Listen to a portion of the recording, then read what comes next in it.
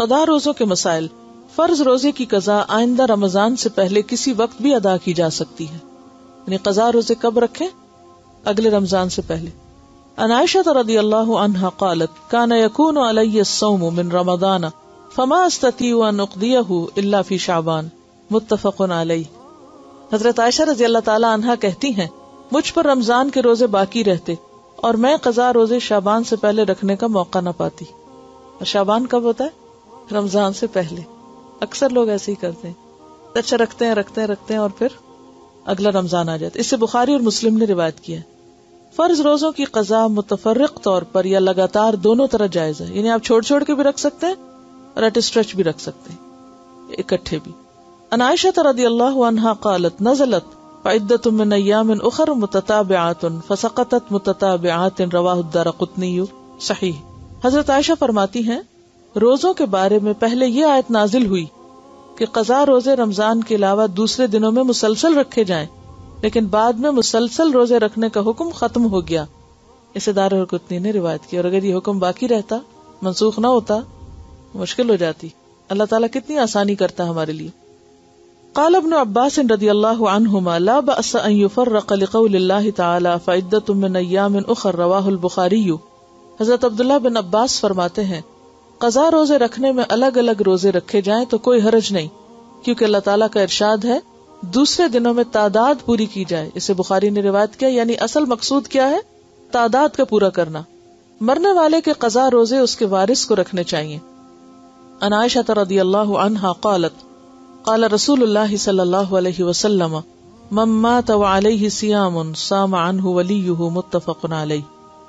حضرت عائشہ رضی اللہ تعالی عنہا نے کہا رسول اللہ صلی اللہ علیہ وسلم نے فرمایا ہے کہ جو شخص مر جائے اور اس پر فرض روزے رکھنے باقی ہوں تو اس کا وارث اس کی طرف سے قضا روزے رکھے.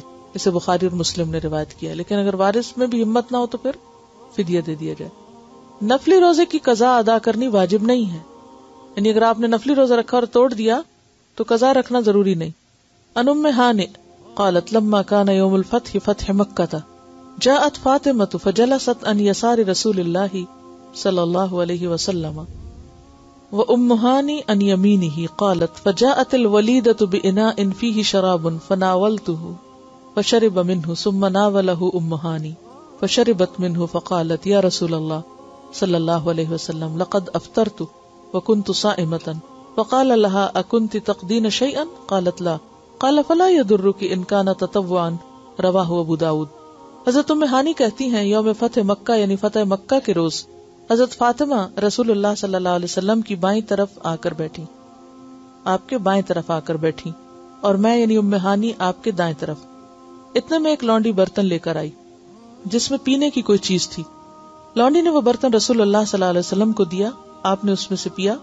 پھر وہ برتن مجھے دیا, میں نے بھی اس سے پیا اور کہا یا رسول اللہ میرا تو روزہ تھا, میں نے آپ کا جھوٹا پینے کے لیے روزہ توڑ دیا. آپ صلی اللہ علیہ وسلم نے پوچھا کیا تم نے قضا روزہ رکھا تھا؟ میں نے عرض کیا نہیں. آپ نے ارشاد فرمایا اگر نفلی روزہ تھا تو کوئی حرج کی بات نہیں, یعنی کوئی حرج نہیں, اس کی قضا دینا ضروری نہیں.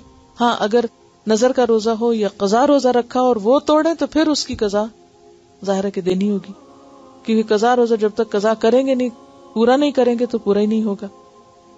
اگر کسی نے بادل کی وجہ سے روزہ قبل از وقت افطار کر لیا لیکن بعد میں یقین ہو گیا کہ سورج غروب نہیں ہوا تھا, اس صورت میں قضا واجب ہوگی.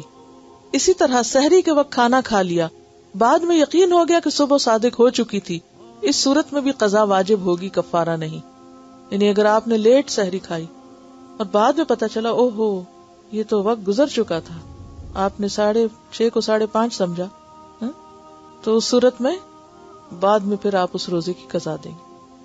ان اسماء بنت ابی بکر رضی اللہ عنہما قالت افطرنا على عهد رسول اللہ صلی اللہ علیہ وسلم فی یوم غیم ثم طلعت الشمس قلت لہشام امروا بالقضاء قال بد من ذلك رواہ ابن ماجہ.